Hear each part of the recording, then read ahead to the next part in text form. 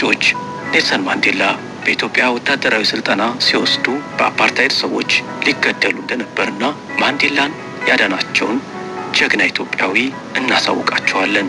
የሻምበል ጉታ ዲንቃ ምን ሰሩ? በዛሬው ዝግጅታችን እናያለን።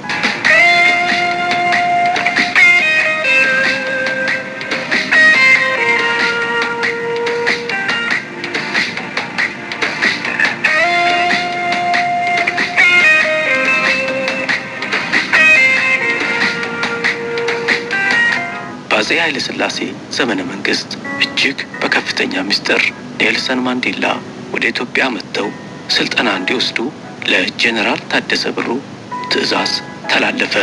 ለዚህም ደግሞ 2 አሰልጣኞችና 2 ጠባቂዎች በሚስጥር እንዲመደቡላቸው ታዘዘ። አንድ ቀን ታዲያ ለሻምበል ጉታ አዛዣቸው እንደሚፈልጋቸው ይነገራቸዋል። እርሳቸውም ወደ ተጠሩበት ቢሮ ሲደርሱ 100 አለቃ ፍቃዱ ወንድሙና 50 አለቃ ደበበ ሸቴ ቢሮ ተቀምጠው እየጠበቋቸው ነበር። እርሳቸውም በወታደራዊ ስርዓት ሰላምታ ሰጥተው የሚቀጥለውን ትዕዛዝ ሲጠባበቁ ጀነራል ታደሰ መጡ።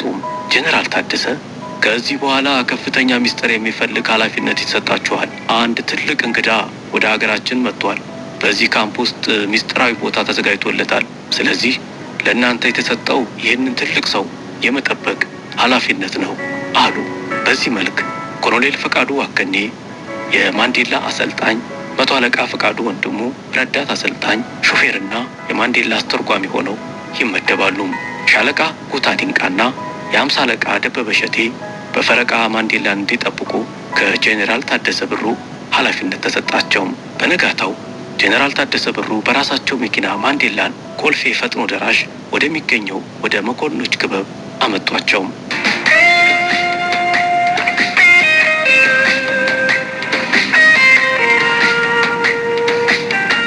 ማንዴላ ማንነታቸውን ለመሰወር ስማቸውንና ሙያቸውን በመቀየር ጥረት ቢያደርጉም የደቡብ አፍሪካ አፓርታይድ መንግስት መሪዎች ግን ዱካቸውን አነፍንፈው ደርሰውበታል። እናም የማንዴላን እቅድ ለማስቀረት በሚል እቅድ አውጥተው በጀት በጅተው ተወካዮቻቸውን ወደ ኢትዮጵያ ላኩም። ተወካዮቻቸው ደግሞ ማንዴላን የመግደል እቅድ አዘጋጅተዋል። እቅዳቸውም ማንዴላ በሚተኛበት ቦታ በገመድ አንቆ ለመግደል ሰው በብር መግዛት ነበር። ለዚህ ደግሞ አይናቸውን ሻምበል ጉታ ዲንቃ ላይ ነበር የጣሉት። እርሳቸውን ለማባበል ከፍተኛ ገንዘብ ማቅረብ፣ ሌላም መደለያ ማመቻቸት ጀመሩ። ሻምበል ጉታ ነገሩ እንዲህ ገልጹታል። ያኔ ለ3 ወር ኮማንዶ በእስራኤላውያን ስንሰለጥን አብርሃም የሚባል ሰው ከኤርትራ የመጣ ጓደኛዬ ነበር። አብረንም እንሰለጥን ስለነበር በጣም እንዋደዳለን። ለካርሱ ይሰልለን ነበር። ማንዴላ እዚህ መኖሩና የእርሱ ጠባቂ መሆኔን በሆነ መልኩ አውቋል። አንድ ቀን ፒያሳ ጠርቶ ምሳ ልጋብዝህ አለኝ። ያን ቀን የኔ ተራ እንዳልሆነ ያውቃል። ስለዚህ ጣይቱ ሆቴል ተገናኝተን ምሳ ከበላን በኋላ ከ2 ሰዎች ጋር አስተዋወቀን። አንድ ነጭ፣ አንድ ጥቁር። ከዚያ አብርሃም እንግዲህ ጉታ እኔና አንተ ጓደኛሞች ነን። ከዚህ ወታደር ስራ የሚገላግለን አንድ ነገር ተገኝቷል። ትቀበላለህ ወይ ብሎ ጠየቀኝ። እኔም ሎተሪ ደረሰ ወይ ብዬ ጠየቅኩት። ከዚያ ጉዳዩ ባንተ እጅ ነው፣ ካወቅንበት ማድረግ እንችላለን። ስለዚህ ቃል ግባልኝ አለ። እኔም የምችለው ከሆነ እሺ አልኩት። እንደዚያ ከሆነ የምትጠብቀውን ሰው በመስኮት ገብተህ በተማርከው የኮማንዶ ስልት አንቀህ ትገድለዋለህ። ከሞተ በኋላ ሬሳውን 2 ጊዜ ፎቶ ታነሳዋለህ። ለዚህ ደግሞ ካሜራ ይሰጣል። ከዚያ በኋላ ከጦር ካምፕ ውጪ አንድ ቦታ በተዘጋጀ መኪና ሌሊት በሞያሌ በኩል እንወጣለን ብሎ እጅግ የሚያስደነግጥ ነገር ነገረኝ። ሻምበል ጉታ ግድያውን ፈጽመው ወደ ፈለጉት የአውሮፓ ሀገር ሄደው እንዲኖሩ በተጨማሪ ደግሞ የ2000 ፓውንድ የገንዘብ ስጦታ ተዘጋጅቶላቸዋል። የሆዳቸውን በሆዳቸው ይዘው በእቅዱ ተስማምተው 2000 ፓውንዱንና ካሜራውን ተቀብለው ቀጥታ ወደ ጄኔራል ታደሰ ብሩ ቤት አመሩም። ያኔ ከፒያሳ እስከ መርካቶ የሚኬደው በጋሪ ስለነበር ጋሪ ይዘው ከዚያ በእግራቸው በፍጥነት ወደ ጄኔራል ታደሰ ቤት አመሩም። ከዚያ ለኔልሰን ማንዴላ የግድያ ሴራ እንደተዘጋጀና እሱም ተስማምቶ እንደመጣ ለጄኔራሉ ነገራቸው። ጄኔራል ታደሰ ሊያምኑ አልቻሉም። ኔልሰን ማንዴላ እዚህ መኖሩን በምን አወቁ የሚለው ጥያቄ እጅግ አጠራጠራቸው። ነገ ማታ እርሱን ገድሎ በተዘጋጀ መኪና በሞያሌ በኩል ለመውጣት እቅድ እንደተያዘና የሚገናኙበት ቦታ ደግሞ ከጦር ካምፑ 500 ሜትር ርቀት ላይ የሚገኘው ጫካ ውስጥ መሆኑን ሻምበሉ ነገራቸው። ይህንን ለመቀበል ጀነራል ታደሰ ጊዜ አልፈጀባቸውም። ስለዚህ ምስጢራዊ ኦፕሬሽን ለማካሄድ 2 የማንዴላ አሰልጣኞችና ጠባቂዎቻቸውን ሰበሰቡ። ከዚያም እቅድ አወጡ። የሚነጣው ሁሉ የሚደፍረውም ሰው የቀዳማው በክፋይ እነሳም ከሷ ፊት ማንም ሰው ከሷ ፊት ማንም። እቅዳቸውም ፈቃደ ወንድሙና ደበበ ሸቴ በተባለው ቦታ ቀድመው በመገኘት በደፈጣ እንዲጠብቁ ማድረግ ነው። ሌሎች 2 ወታደሮች ደግሞ ሻምበል ኩታ ዲንቃ የተያዙ አስመስለው እጃቸውን በካቴና በማሰር ቀጥታ ሰዎቹ ወደሚጠብቁበት ቦታ ይወስዷቸዋል። በሻምበል ኩታና አብርሃም ስምምነት መሰረት ኔልሰን ማንዴላ ሌሊት ተገድለው በዚያው ሌሊት በሞያሌ በኩል ወደ ውጪ ይጠፋሉ። ሻምበል ኩታ ሀሳባቸውን እንዳይቀይሩ ቤተ ክርስቲያን ሄደው እንዲምሉላቸው አብርሃም መጠየቁን ያስታውሳሉ። ሻምበል ኩታ ከጀነራል ታደሰ ብሩ ቤት ከተመለሱ በኋላ 12 ሰዓት ላይ በቅዱስ ጳውሎስ ቤተ ክርስቲያን ተገናኝተው ለአብርሃም ማሉለት። ወዲያው ግን ፈጣሪያቸውን በሐሰት ስለማሉ ይቅር እንዲላቸው ተማጸኑ። ጀነራል ታደሰ ብሩ እንደመከሯቸውም ማንዴላን ገድለው ከሰዎቹ ጋር የሚገናኙበት ሰዓት ሲደርስ 2 ወታደሮች ሻምበል ኩታን ይዘው ከነዚያ ሰዎች ጋር የሚገናኙበት ቦታ ወሰዷቸው።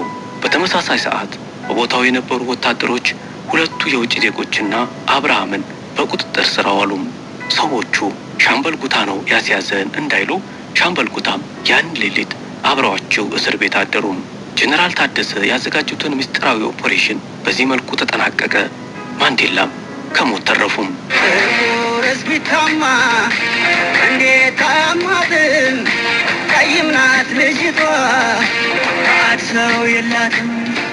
አፉን አስያዘችው ያንተው ይባስ ብላ ከነገር ውሽባዩን ሐሜተኛን ሁላ ወጠረቃትና አሸነፈ ወገን እንደሌላት አሸነፈ ፊቱን አሳየችው አሸነፈ እሷሴ ማንሰራ አሸነፈ አሸነፈ አሸነፈ አሸነፈ። ማንዴላ ላይ የግድያ ሙከራ ሴራ መክሸፉን በጀነራል ታደሰ ብሩ በኩል ለአፄ ኃይለ ሥላሴ ደረሳቸው። ይህንን ሙከራ ያከሸፈው ኩታ ዲንቃ የተባለ ወታደር መሆኑን ጃንሆይ ሰሙ። ይህ ምስጢር እንዳይወጣ አፄ ኃይለ ሥላሴና ጀነራል ታደሰ ዝምታን መረጡ። 2 የውጭ ሀገር ዜጎች በ24 ሰዓት ውስጥ ከሀገር እንዲወጡ ተደረገ። አብርሃም ደግሞ በወታደራዊ ሕግ መሰረት ከደረጃው ወርዶ ወደ ጠረፍ ተላከ። ሻምበል ኩታ ዲንቃም ለዋሉለት ውለታ ላበረከቱት አስተዋጽኦ የማዕረግ እድገት ቢሰጣቸው የግድያ ሙከራው ሴራ ሌሎች ጆሮ ይደርሳል፣ ጥያቄም ያስነሳል በሚል ፍራቻ ታለፉም።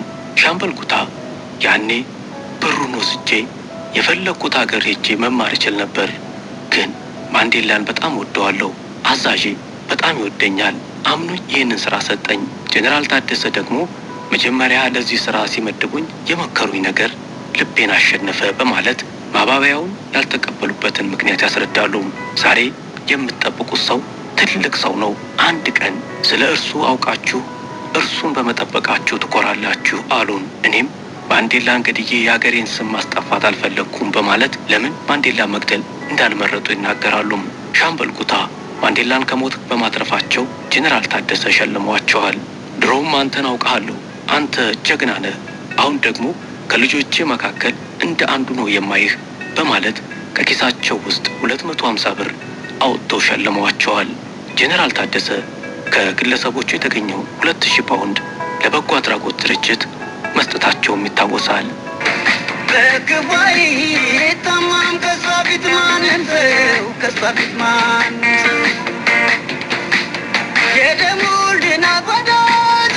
ክቡራን አድማጮች ማን ምን ሰራ ብለን ለዛሬ የሻምበል ኩታ ዲንቃን ድንቅ ተግባር ዘከርን። ለዝግጅታችን ቢቢሲንና የማንዴላን ግለ ታሪክ መጽሐፍ በዋቢነት ተጠቅመናል። እኔ ተሾመ ብርሃኑ ነበርኩ። ሁሉም ዘመድ ስጋዋ ሁሉም ዘመድ ስጋዋ